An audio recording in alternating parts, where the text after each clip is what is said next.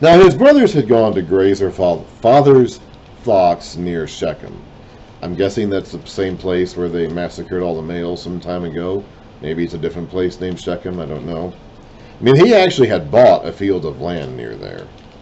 So maybe they went back there, I'm not sure. And Israel said to Joseph, so now the text is starting to call Jacob Israel by name. As you know, your brothers are grazing the flocks near Shechem. Come, I am going to send you to them. Very well, he replied. So he said to him, go and see if all is well with your brothers and with the flocks, and bring word back to me. Then he sent him off from the valley of Hebron. Now we already read earlier when he reported on his half brothers. I forget again. Dan, Naphtali, Gad, and Asher. That he was a tattletale. He was fond of giving bad reports about his brother to his father. So it's pretty clear that he's probably going to do the same here. When Joseph arrived at Shechem, a man found him wandering around in the fields and asked him, what are you looking for? He replied, I'm looking for my brothers. Can you tell me where they're grazing their flocks? They moved on from here, the man answered. I heard them say, let's go to Dothan. So Joseph went after his brothers and found them near Dothan. But they saw him in the distance, and before he reached them, they plotted to kill him. Here comes that dreamer, they said to each other. Come now, let's kill him and throw him into one of these cisterns and say that a ferocious animal devoured him. Then we'll see what comes of his dreams. When Reuben heard this, now Reuben was the actual firstborn and probably, therefore, the most mature. He tried to rescue him from their hands. Let's not take his life, he said. Don't shed any blood. Throw him into this cistern here in the desert, but don't lay a hand on him. Reuben said this to rescue him from them and take him back to his father. Reuben seems like a pretty upstanding guy here, at least compared to the rest. Now, Reuben has already made his mistake of sleeping with his father's wife, Bilhah, or concubine Bilhah, which has deprived him of the right to be the firstborn. But here, at least, he seems his heart's in a better place than the rest of them. But he is the oldest and probably the most mature. So when Joseph came to his brothers, they stripped him of his robe, the richly ornamented robe he was wearing, and they took him and threw him into the cistern. Now the cistern was empty, there was no water in it. As they sat down to eat their meal, so he's in the cistern, and they're sitting, I guess, nearby, eating some food. I'm not sure if he's calling up to them to let him out of the cistern or not. I don't know. Really have no idea. But he's in the cistern, and they're going to leave him there. They're going to sit down and eat. They looked up and saw a caravan of Ishmaelites coming from Gilead. Ishmaelites, of course, would be their kinsmen, the sons of Ishmael versus the sons of Isaac. Their camels were loaded with spices, balm, and myrrh, and they were on their way to take them down to Egypt. Judah, this is the guy who actually will end up getting the blessing and the birthright. He's the fourth in the birth order. Or at the very least, he's the fourth of Leah's sons, Leah being the first wife of Jacob. Judah said to his brothers, what will we gain if we kill our brother and cover up his blood? Come, let's sell him to the Ishmaelites and not lay our hands on him. After all, he is our brother, our own flesh and blood. So his brothers agreed. So they weren't all committed to this murder. My guess is that the primary ones who really wanted him dead would have been Dan, Naphtali, Asher, and Gad and Asher, because they were the ones that Joseph had already given a bad report about. They were probably the ringleaders of the efforts to kill him. And Benjamin wouldn't have been in this category. He's younger than Joseph, and he would not be with the rest of them here. So these brothers, I'm not sure how many of them are here. I'm not sure if all 10 of the other brothers are included here, but I know that Benjamin is not.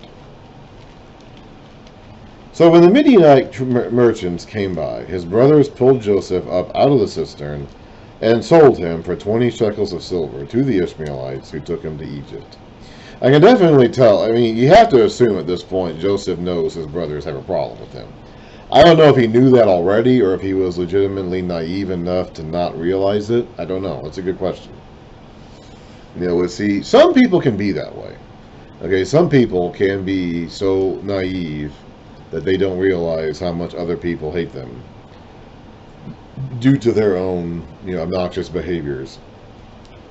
I mean, it's possible. It is possible that Joseph legitimately did not understand the depths of his brother's dislike towards him. It's possible. Or he may have. I just don't know. I mean, he went there by himself, apparently, to find them, presumably to go back with a bad report about them, because he had already done that once, at least. And he didn't bring any protection or anybody else with him. I guess he didn't think they would do anything to him, so he may not have. He may not have seen just how much his brother is. Clearly he knows now, though. I think it's pretty obvious he must know now. When Reuben returned to the cistern, so he was not with them when they sat down to eat their meal. The text, and this is an example of just, and this is something that we're going to find as we read through these history texts in the Bible, is that the Old Testament history writers did not bother to include every detail. Here's an example of this. Okay, Reuben was there earlier and told them not to kill him and instead to put him in a cistern, intending to come back for him later. There is no mention in the text of him then leaving them for any reason at all. They sit down to eat lunch, and there's no indication that Reuben isn't there the whole time. The Midianite travelers come from a distance. The Ishmaelites, they're the Midianite, they're a branch of Ishmaelites from Midian, one of the sons of Ishmael. The Ishmaelite, Midianite travelers come from a distance. They make the decision at Judah's suggestion now to not kill Joseph, but with whom they put in a cistern, but to sell him instead. And then later on the text says that Reuben returned to the cistern and saw that Joseph was not there. So clearly he did not know they had sold him, was not part of that discussion, was not there for the moment when Judah suggested they sell him to the Ishmaelites, and they did so. But the text makes no mention of him leaving or why he left or anything like that. Okay, if you read through it, you would assume they're all together the whole time. Clearly they weren't. Okay, and that detail is just not mentioned. It simply is not included at all. And we're going to find that as we go through this section, the history sections of the Bible, that not every detail is mentioned. Okay, lots of stuff is left out. The writing is very sparse, and every detail that is included specifically for a reason. And like I said earlier, I think it can be profitable at times to wonder why certain information is included, because so much information is not. So many details are not mentioned, even when we think, as in our minds, that maybe they should have been. This is an example of that. There's no mention in the text of Reuben not being there during the exchange with the Midianites, but he wasn't there. It's just the text doesn't mention that. It mentions he comes back and is surprised to find Joseph gone, but it says nothing about him leaving in the first place, and we just have to accept that. That's how it is. That's how it's written, and it'll be that way all throughout. There's not ever going to come a point in time when the text starts getting more detailed about stuff like this. Not ever. It's never going to happen. When Reuben returned to the cistern and saw that Joseph was not there, he tore his clothes. Universal sign of anger and grief at that point. I think it might even still be to this day in that culture. He went back to his brothers and said, "The boy isn't there. Where can I turn now?" Then they got Joseph's robe, slaughtered a goat. So they took the robe off of him, of course. They still have it, but now they're going to get destroyed. Slaughtered a goat and dipped the robe in the blood. They took the ornamented robe back to their father and said, "We found this. Examine it to see whether it is your son's robe." He recognized it and said, so Jacob's eyes still work. He can see. Unlike his father when he died, Jacob can still see. He recognized it and said, "It is my son's robe. Some ferocious animal has devoured him. Joseph has surely been torn to pieces." Then Jacob tore his clothes, put on sackcloth, and mourned for his son many days. All his sons and daughters, so there's a plural form of daughters, so he must have had more after Dinah, came to comfort him, but he refused to be comforted. No, he said, in mourning will I go down to the grave, or to Sheol, for my son. So his father wept for him. Meanwhile, the Midianites sold Joseph in Egypt to Potiphar, one of Pharaoh's officials, the captain of the guard. Okay, so Joseph is now in Egypt. I don't know if the brothers told Reuben what they did with him. He asked a question about, he just says the boy isn't here. I'm not sure if they told him what they did with him or not. Clearly, none of them told Jacob anything. Even Reuben, who was not agreeing on the plan to kill Jacob, clearly never told, or Joseph clearly never told Jacob anything. So they're going to let him go on believing for the next 22 years or so that Joseph is dead. He is not going to find out the truth until, for 22 years.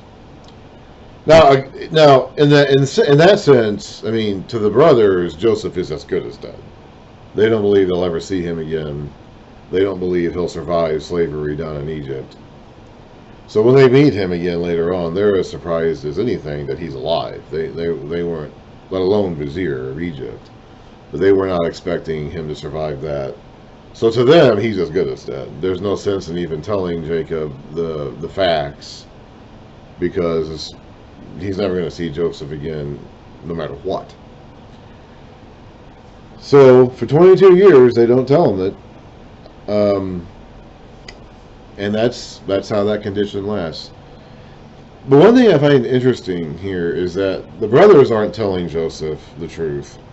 They're letting him believe something that's not true. But someone else who's letting Jacob believe this is God. God could have, if he had chosen to, come to Jacob in a dream or a vision and told him where Joseph was. Later on, he will do that. Later on, he will tell Jacob to go down to Egypt to meet Joseph. He does not do that here. So God also is going to allow Jacob to continue believing this untruth for 22 years. Now, does that mean that God is responsible for lying to Jacob? No, I don't necessarily think that. But I think it is important to recognize that God isn't telling Jacob what happened to Joseph, even though he could. The brothers aren't. The brothers were responsible for what happened to Joseph, and they're keeping that a secret from Jacob. But God is choosing not to reveal the truth to Jacob either, even though he could. So God doesn't always choose to reveal things to people, even when we think he should or when we would like him to. And I think that's an important point to take away from this truth too. That just because God knows the truth, he may not necessarily reveal that to us at a time. But does that mean he's lying? Does that mean he's withholding information? Should we get mad at him for that?